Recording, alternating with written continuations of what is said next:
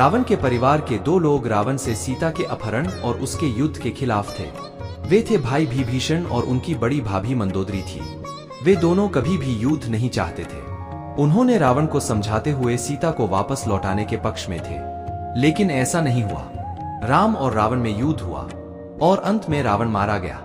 उसके बाद राम ने रावण के पूरे राजकाज को छोटे भाई विभीषण को सौंप दिए। लेकिन क्या आपको मालूम है कि रावण की पत्नी मंदोदरी का क्या हुआ? आखिर क्यों मंदोदरी ने विभीषण से शादी करने का फैसला किया?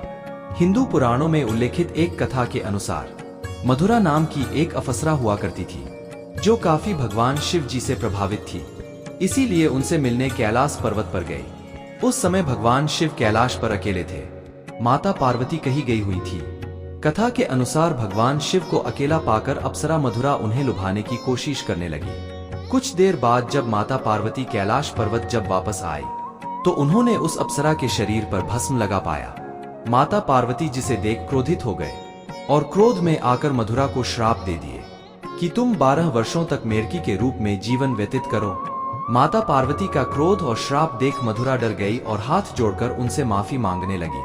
जिसके बाद माता पार्वती ने कहा, समय आने पर श्राप मुक्त हो जाओगी। और जैसा कि माता पार्वती ने श्राप दिया था, तब मधुरा तुरंत मेढुकी बन गई। जिसके बाद वह धरती पर विचरण करने लगी। मेरकी रूपी मधुरा धरती पर किसी तरह अपनी दिन गुजार रही थी। तभी एक दिन अचानक भयंकर सांप मेरकी को खाने के लिए उसके पीछे पड़ गया। मेढुकी मधुरा अपनी जान बचाने के लिए भागने लगी और वह भागते भागते वह ऋषियों के आश्रम में पहुंच गई, जहां उन्होंने खीर बनाने के लिए खीर को बहुत बड़े लकड़ी के चूल्हे पे चढ़ाया हुआ था। जब सांप ने मेढुकी को दौड़ाया तब मेढुकी ने उसी खीर के बर्तन पर बैठ गई। जब सांप उसके पीछे आया तब मेढुकी बचाने के लिए बर्तन के एक छोर से दूसरे छोर पर कूदने लगी। सांप भी उसके पीछे पड़ गया और उस बर्ता के छोर पर जाना चाहा, लेकिन वो दुर्भाग्य से फिसलकर उसी खीर में गिर गया और खीर के बर्तन गर्म होने के कारण वो उसी में सांप मर गया। किंतु मेढुकी माधुरी को चिंता सताने लगी कि यहाँ वो ऋषि लोग आएंगे और खीर कहीं खाएंगे तो वो लोग मर जाएंगे।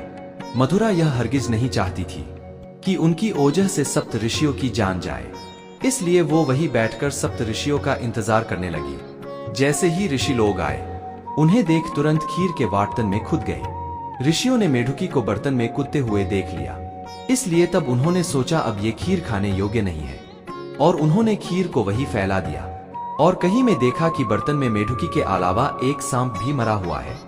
सब यह देखकर सभी ऋषि समझ गए कि मेढुकी हमारी जान बचाने के लिए खीर में कूद गई। तभी सभी लोग ने अपनी तपोबल से मेढुकी को जिंदा कर दिया।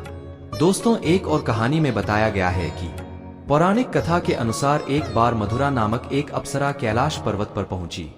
देवी पार्वती को वहां ना पाकर वह भगवान शिव को आकर्षित करने का प्रयत्न करने लगी। जब देवी पार्वती वहां पहुंची तो भगवान शिव की देह की भस्म को मधुरा के शरीर पर देखकर वह क्रोधित हो गईं और क्रोध में आकर उन्होंने मधुरा को मेढक बनने का शाप दे दिया। पार्वती ने मधुरा से कहा कि आने वाले 12 सालों तक वह मेढक के रूप में इस कुएं में ही रहेगी।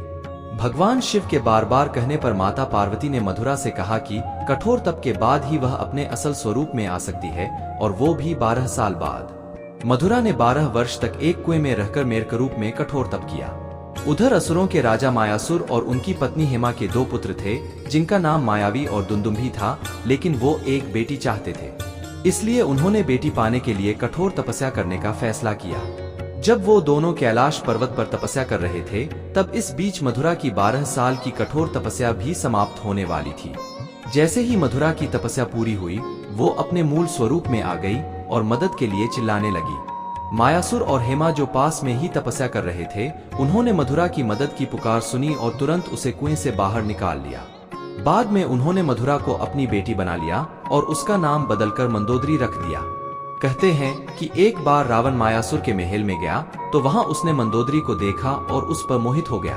उसने मायासुर से मंदोदरी का हाथ मांगा, लेकिन मायासुर ने मना कर दिया, जिससे रावण नाराज हो गया और मंदोदरी को उससे शादी करने के लिए मजबूर करने लगा।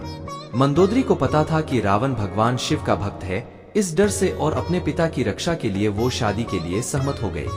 रावण से शादी के बाद उसने 2 पुत्रों मेघनाद और अक्षय कुमार को जन्म दिया।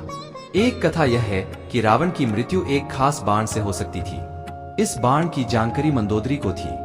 हनुमान जी ने मंदोदरी से इस बाण का पता लगाकर चुरा लिया, जिससे राम को रावण का वध करने में सफलता मिली।